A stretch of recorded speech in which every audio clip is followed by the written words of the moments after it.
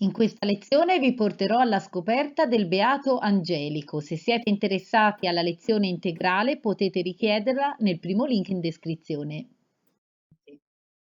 Considerate che questo complesso è un complesso importantissimo da un punto di vista storico, religioso, ma anche da un punto di vista artistico. Nasce a pochi passi dalla casa di famiglia Medici, la prima abitazione di Cosimo il Vecchio, e sarà proprio Cosimo il Vecchio a finanziare il progetto di ristrutturazione. Pensate, investirà ben 36.000 ducati, più darà ogni anno 366 ducati per il vitto dei frati. Cioè ci tiene molto a questo convento e si riserverà poi per lui stesso delle celle, lo vedremo. Il progetto del complesso si deve a Michelozzo, proprio su commissione, l'abbiamo detto, di Cosimo de' Medici, e fu concesso proprio ai domenicani osservanti, come abbiamo detto, direttamente dal Papa.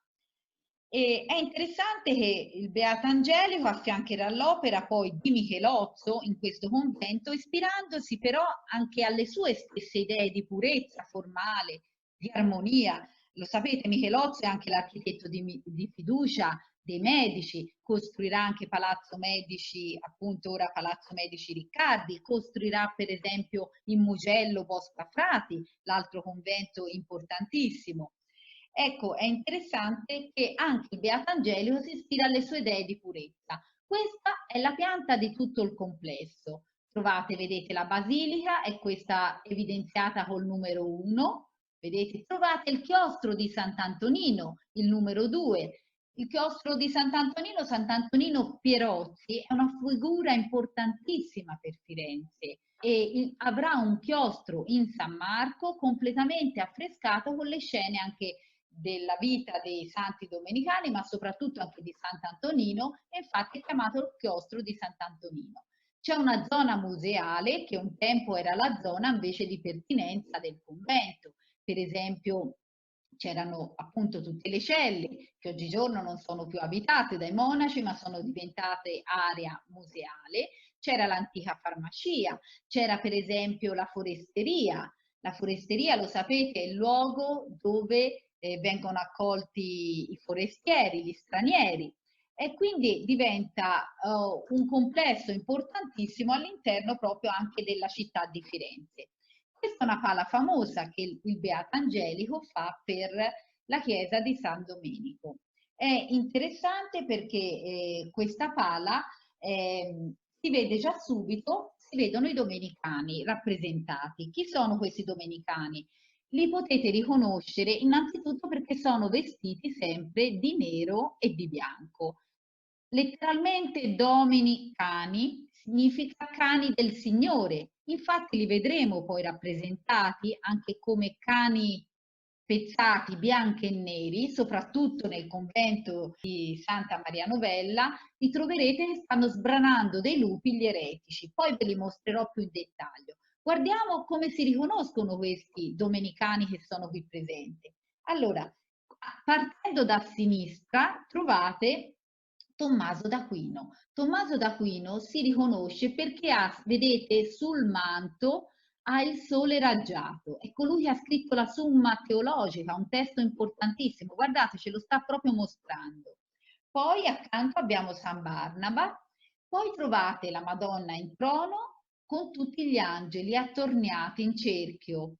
Bellissime gli angeli adoranti in basso che porgono, guardate, i fiori, porgono delle rose e porgono rose bianche, simbolo di purezza, e rose rosse, simbolo dell'amore, dell'effusione del sangue, del sacrificio poi del Cristo.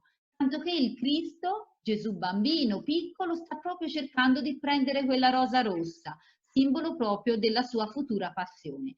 Gli altri domenicani, anche se sono vestiti sempre di bianco e nero, li riconosciamo perché, guardate bene, San Domenico ha in testa sull'aureola una stella, e quello è il simbolo che lo contraddistingue, mentre l'altro è San Pietro Martire. San Pietro Martire è un domenicano importante, anche lui, e venne ucciso a colpi di mannaia.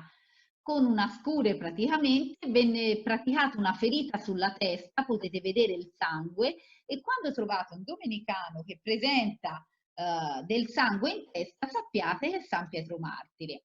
Ecco, una delle pale sicuramente più famose come posso dire, del Beato Angelico, che si trova proprio all'interno del Museo di San Marco, è sicuramente questa legata appunto alla pala di Santa Trinita, che fu avviata da Lorenzo Monaco, poi morì e fu portata a termine proprio dal Beato Angelico. È una pala, come posso dire, straordinaria, perché ci mostra la vera umanità, è stata una deposizione. È una pala che, nonostante sia un trittico, perché vedete è divisa in 3 scomparti, rappresenta qualcosa comunque di unitario, no? La parte alta che voi vedete, dove ci sono il Noli Tangere, dove c'è la Maddalena che vedete sta per toccare il Cristo appena risorto, poi c'è la resurrezione, poi ci sono le Marie al sepolcro.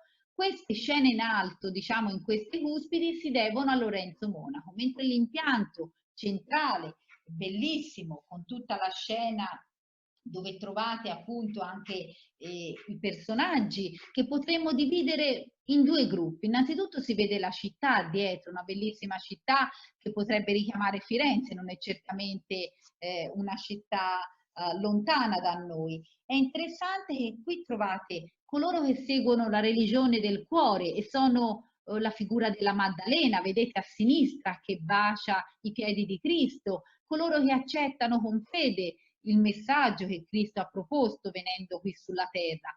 L'altra parte invece, guardate, a destra trovate coloro che invece hanno bisogno non della religione del cuore, ma hanno bisogno di conoscere fino in fondo, hanno in mano i simboli della passione e quindi stanno valutando se effettivamente sia il Cristo, sia colui appunto il vero Redentore, il Messia. È interessante che qui questo personaggio con il cappuccio nero al centro è Michelozzo. Michelozzo che stava, lo sapete, appunto lavorando al convento di San Marco.